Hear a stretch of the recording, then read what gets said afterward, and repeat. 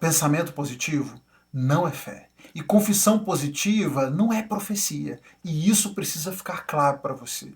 Eu vou repetir de forma pausada para que você possa entender bem o que eu estou dizendo. Pensamento positivo não é fé. E confissão positiva não é profecia. A confissão positiva é uma heresia amplamente difundida no nosso país, divulgada principalmente por Kenneth Hagin, fonte essa da qual o movimento neopentecostal se alimenta profundamente. Mas eu não quero me deter aqui aos nomes, aos personagens, às placas de igreja. Eu quero focar na ideia, no problema desse conceito e te ajudar a entender por que isso é antibíblico e por que isso é perigoso. Principalmente porque eu entendo, vejo, que essa é uma heresia tão difundida, tão divulgada no nosso país, que muitas pessoas, até mesmo dentro de igrejas que se dizem protestantes, igrejas tradicionais, estão sendo contaminados por esse pensamento, contaminados por essa ideia, sem se dar conta de que assumiram heresias como verdades bíblicas na sua vida. E hoje eu espero esclarecer essa questão e afastar você dessa loucura da confissão positiva, que nesse movimento meio místico evangélico brasileiro, que a verdade é que o movimento evangélico no Brasil se transformou num grande suco de misticismo, e todos os tipos de misticismos foram misturados, somados a uma cara de evangelho. E nesse suco de evangelho no Brasil, muitas pessoas, sem se dar conta, estão sendo levados por essas heresias. Estão repetindo essas bobagens sem entender o quão graves elas são. Então presta atenção no que eu tenho para trazer para você hoje. E sim, eu continuo falando a partir da leitura bíblica e daqui a pouco você vai entender por que eu estou falando sobre isso. Confissão positiva, para resumir em poucas sentenças, a ideia da confissão positiva é o seguinte: cuidado. Cuidado com as suas palavras. Cuidado com o que você diz, porque as suas palavras têm poder. Sabe aquela pessoa que quando alguém diz uma palavra negativa, uma frase negativa, logo vem alguém que diz, para, cuidado, não fica repetindo essa coisa, porque as suas palavras têm poder. Você tem que emitir palavras de esperança, você tem que declarar palavras de bênção, palavras de prosperidade, porque quando você fica com essas palavras negativas, você faz com que se materialize na sua vida. Suas palavras têm poder, aquilo que você diz vai trazer, vai invocar, vai materializar na sua vida aquilo que você está dizendo. Então, profetize coisas boas, profetize felicidade, profetize alegria, profetize prosperidade. Por isso, esse movimento evangélico foi entrando nessa loucura de declarar, de ordenar, de exigir as coisas de Deus, com essa ideia de que as nossas palavras têm poder e aquilo que eu digo fazem com que essas palavras sejam materializadas na vida real, porque afinal de contas nós somos filhos do rei e temos poder nas nossas palavras. Parece bonito? Para muita gente parece, mas deixa eu te dizer uma coisa, isso não é Bíblia, isso não é bíblico, isso é esoterismo evangélico do brabo. E se você tem se levado por isso, tem se deixado levar por isso, você tem vivido e tem propagado uma heresia antibíblica. Presta atenção no que esse texto hoje vai nos falar. Olha o que a gente tem aqui no livro do profeta Jeremias. Hoje a nossa leitura foi Jeremias 27, 28 e 29. Nossa linha do tempo, para a gente se situar aqui de novo, nós voltamos ao início do reinado de Zedequias. Zedequias foi o último rei antes da destruição definitiva de Jerusalém pela Babilônia. Lembra que eu já comentei que isso foi um processo longo, um processo que levou alguns anos, em que a Babilônia foi se levantando como inimigo, foi colocando cargas de impostos a serem pagos, a Babilônia invadiu a cidade de Jerusalém, houve uma leva prévia de pessoas que foram para o cativeiro, mais ou menos 3.000 pessoas foram levadas para o cativeiro antes da destruição de Jerusalém, antes da destruição definitiva. Um bom grupo já tinha sido levado para o cativeiro, que foi o rei Joaquim, os seus oficiais, muitos ali da corte. Então, um grupo considerável já tinha sido levado antes para a Babilônia, antes de toda essa destruição que viria, essa destruição final que aconteceria por final, no culminar do final desse reinado de Zedequias. É nesse contexto, então, que nós estamos inseridos, o início do reinado de Zedequias. o Senhor apareceu a Jeremias, trouxe uma mensagem a Jeremias e disse para ele o seguinte: Jeremias, faça um jugo. Se você não sabe o que é um jugo, talvez é goiano, você já ouviu falar de canga, um utensílio de madeira que é colocado sobre o pescoço dos bois, onde eles então são presos à carroça ou a qualquer ferramenta que eles vão puxar através desse jugo. E o Senhor disse para Jeremias: faça um jugo, coloque no seu pescoço, prenda no seu pescoço com cordas de couro, e eu quero que você vá e leve uma mensagem para os reis de Edom, de Moabe, de Amon, de Tiro e de Sidom. Os embaixadores desses reis tinham ido a Jerusalém para prestar, né, o reconhecimento aí pelo início do reinado de Zedequias, e Deus então disse para Jeremias: faz o jugo, bota no seu pescoço e vai para lá, porque você vai trazer uma mensagem para esses embaixadores que vão levar para os seus reis. E a mensagem que ele deveria entregar é o seguinte: eu entregarei suas nações a meu servo Nabucodonosor.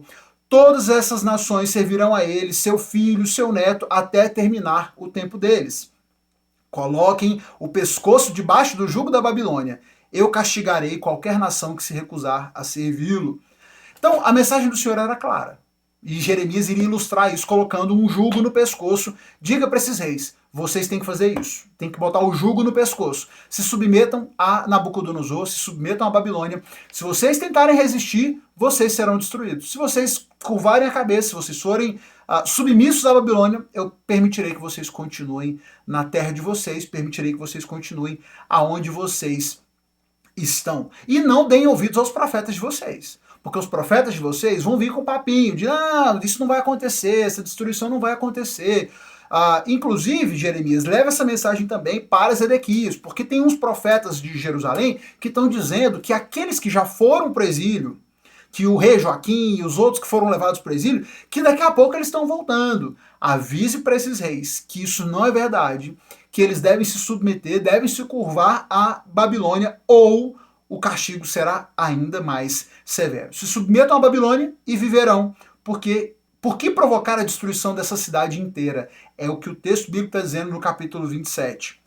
Inclusive, havia uma conversa entre os profetas dizendo: não, os utensílios do templo, porque vários utensílios do templo tinham sido levados. E haviam profetas que estavam dizendo: eis que digo, né, em nome do Senhor, e os utensílios que foram levados serão trazidos de volta. E o Senhor mandou recado, falou: não vai trazer nada de volta, ninguém vai trazer nada de volta, inclusive os utensílios que ficaram, depois vão ser todos levados. Tudo vai ser levado, até os que sobraram vão ser levados para a Babilônia e vão ficar lá até que eu mande eles voltarem. O capítulo 28 levanta, então, um profeta se levanta contra Jeremias. Ananias, um profeta de Gibeon, se vira para Jeremias publicamente, na frente dos sacerdotes, na frente do povo, e desafia Jeremias. E diz para Jeremias: olha só, eis que o Senhor diz, né, dentro de 2 anos, trarei de volta todos os objetos preciosos do templo que o rei Nabucodonosor levou para a Babilônia. Trarei também de volta Joaquim, filho de Jeoaquim, rei de Judá, e todos os outros exilados de Judá levados para a Babilônia. Certamente quebrarei o jugo do rei da Babilônia, que o rei da Babilônia colocou sobre o seu pescoço. Olha só. Jeremias fez o jugo, colocou no pescoço a mando do Senhor e levou a mensagem. Ananias se levanta na frente de todo mundo como um grande profeta do pensamento positivo, cheio de pensamentos positivos, e diz: não, você está errado, Jeremias. O Senhor está dizendo, em 2 anos ele vai quebrar esse jugo da Babilônia e vai trazer todo mundo de volta, e eles vão voltar e seremos livres desse jugo da Babilônia. Interessante a reação de Jeremias, porque Jeremias, olha, eu até espero que você esteja certo. Eu espero que o Senhor faça tudo o que você anunciou. Porque Jeremias não queria o mal do povo. E Jeremias, na sua humildade, ele até se abre para essa possibilidade. Irmão, será que Deus, né, deu uma outra mensagem e o Senhor mudou de ideia? Eu até espero que o Senhor faça o que você anunciou. Mas, e ele faz esse destaque, portanto, um profeta que anuncia a paz precisa esperar que suas previsões se cumpram antes de ser considerado de fato enviado pelo Senhor. Essa conversa está bonita, Ananias, mas para que você seja considerado de fato um profeta do Senhor, aquilo que você diz, essas suas palavras de paz, esse seu pensamento positivo, essas suas afirmações positivas precisam se comprovar reais. Ananias, na sua ousadia, ele tira do pescoço de Jeremias o jugo que Deus tinha mandado ele fazer, lança no chão, quebra aquele jugo de madeira e diz, porque assim diz o Senhor, estou quebrando o jugo e da opressão da Babilônia, e sobre todas as nações que agora estão sujeitas a Nabucodonosor. Olha o quanto Ananias era ousado, cheio de confissões positivas para fazer. Um homem de fé, não é mesmo? Mas, logo depois dessa mensagem, o Senhor então dá uma mensagem a Jeremias e diz para Ananias o seguinte, você quebrou o jugo de madeira, mas em seu lugar colocou um jugo de ferro. O Senhor não enviou você, mas o povo acredita nas suas mentiras, por isso você vai morrer. E em 2 anos, aliás, depois de 2 meses, o profeta Ananias de fato morreu. E no capítulo 29, nós temos então o profeta Jeremias escrevendo uma carta para aqueles que já estavam no exílio. Lembra desse grupo que foi antes? Jeremias escreve uma carta para aqueles que já estavam no exílio, para o rei Joaquim, os oficiais, enfim, todos aqueles que já estavam lá, dizendo para eles o seguinte, ó, vocês que estão aí ouvindo essas conversas, eu sei que vocês encontraram os profetas de vocês aí, que estão dizendo para vocês que vocês vão voltar, que em 2 anos o exílio vai acabar, e vocês vão voltar para casa, e vocês vão ter paz. O Senhor está mandando eu dizer o seguinte para vocês, construam casas. Construam casas, se estabeleçam nelas. Plantem pomares e comam os frutos que eles produzirem. Casem-se e tenham filhos, encontrem esposas para os seus filhos e maridos para suas filhas, a fim de que vocês tenham muitos netos. Multipliquem-se, não diminuam. Trabalhem pela paz e pela prosperidade da cidade para a qual eu os deportei. Orem por ela ao Senhor, pois a prosperidade de vocês depende da prosperidade dela. Basicamente, a carta que Jeremias escreve ao povo é, ó, se vocês estão com medo de fazer o financiamento da casa, assinar aí o Minha Casa Minha Vida, porque estão achando que não vão ficar aí tempo suficiente para acabar de pagar, vocês podem assinar o contrato. Pode financiar a casa, pode começar a construir, pode plantar aquela jabuticabeira que vai levar 10 anos para dar fruto. Fica tranquilo que vocês vão ter muito tempo para colher jabuticaba. Porque vocês ficarão aí, não por 1, não por 2, não por 10, vocês ficarão aí 70 anos no exílio. Esse é o meu decreto. Não importa o que os profetas de vocês estejam dizendo. Não deem ouvidos aos sonhos deles, porque sonham o que vocês querem ouvir. Não é porque vocês estão ouvindo aquilo que vocês querem. Não é porque vocês estão cheios de pensamentos positivos na cabecinha de vocês e encontraram profetas que estão fazendo afirmações positivas com base nesses pensamentos positivos que vocês vão concretizar isso. A palavra de vocês não tem poder sobre a minha. Eu já disse que o exílio vai acontecer, vocês vão ficar aí 70 anos. Acreditem nisso. Construam suas casas, se casem, tenham filhos, trabalhem pela prosperidade e pela paz do lugar em que vocês estão, porque a paz e a prosperidade de vocês estará vinculada à prosperidade e à paz da cidade que vocês estiverem. Então, trabalhem por isso, orem por isso, e vocês ficarão aí durante 70 anos. E aqui, um dos textos mais mal utilizados, mais mal aplicados, porque é aplicado fora do contexto, olha que legal esse trecho.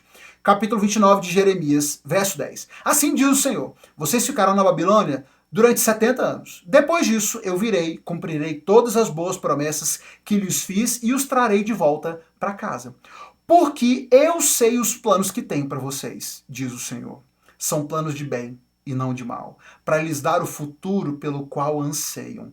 Naqueles dias, quando vocês clamarem por mim em oração, eu os ouvirei. Se me buscarem de todo o coração, me encontrarão. Serei encontrado por vocês, diz o Senhor. Acabarei com o seu exílio e os restaurarei. Eu os reunirei de todas as nações para as quais eu os enviei e os trarei de volta para casa, para a sua terra.